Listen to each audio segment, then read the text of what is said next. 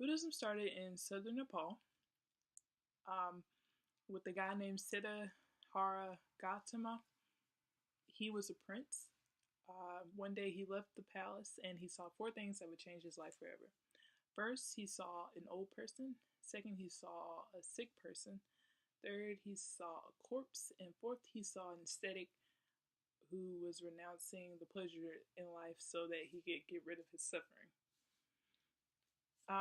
So when he saw this, Siddhartha Gautama, when he started to do this, he decided to take on a life of the aesthetic. And so he gave up the throne, his palace, his family, everything, and went on his life to be like the aesthetic. He at first did decide to give up. He did decide to put himself through pain, and it didn't work. He was not able to find what he was looking for through causing himself any type of pain. So he went through a middle path, which should mean he didn't go through any pain or pleasurable things. And he ended up under the Bodhi tree, and he sat there for many days. And then one day he was enlightened, and that's how he became a Buddha. And a Buddha is someone who has woken up from the ignorance of the world.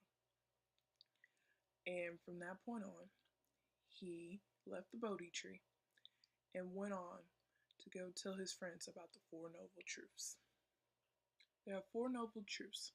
The first one is the truth of suffering. The second one is the truth of the origin of suffering. The third one is the truth of the cessation of suffering. And the fourth is the truth of the path that leads to the cessation of suffering. This noble truth is the truth of suffering. And this is broken down into three categories. The first type of suffering is obvious. It's based off a sense of pain. If you get hit by a bus or if you get a cut, that is a type of suffering.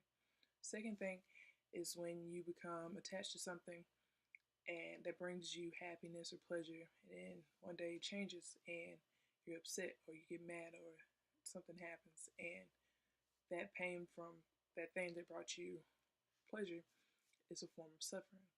The third thing is a little harder to explain, is that pleasurable things can cause suffering even when they bring us pleasure. And the reason why is because we put this expectation or reality on something and it's not what we want it to be. One way they explained it was a car. If you have a brand new car, you're so happy about it, like it's a brand new car. But eventually that's going to bring you suffering, because one day that brand new car is not going to work anymore, and it's not going to have the same, you won't have the same feeling of happiness when you first initially got the car. The second noble truth is the truth of the origin of suffering. This talks about how, or explains why we suffer.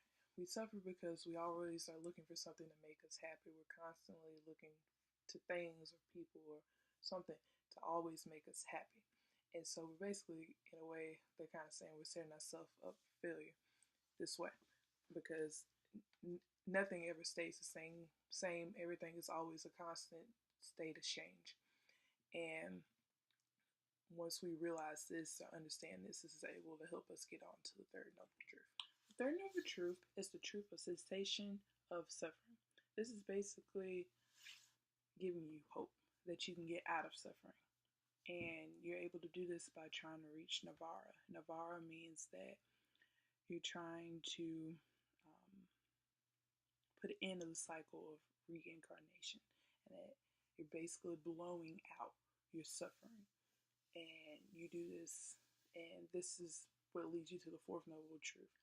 The fourth noble truth is the truth of the path that leads to the cessation of suffering. And this basically, after we just learned that it's hopeful that you can get out of suffering, now you're able to practice it. You can work on it.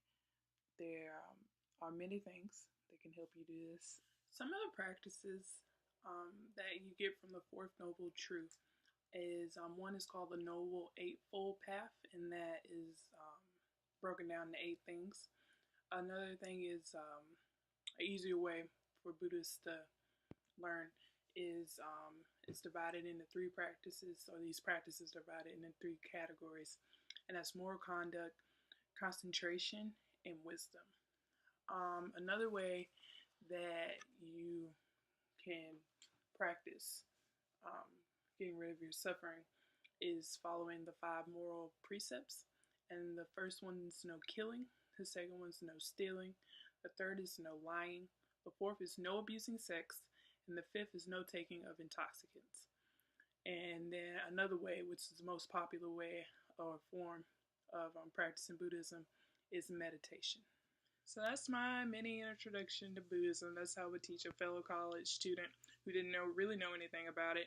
I was very clueless when it came to Buddhism, but I learned a lot.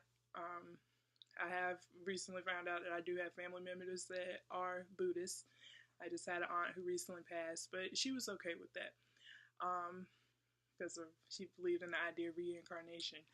But at the end of the day, I found Buddhism to be very interesting.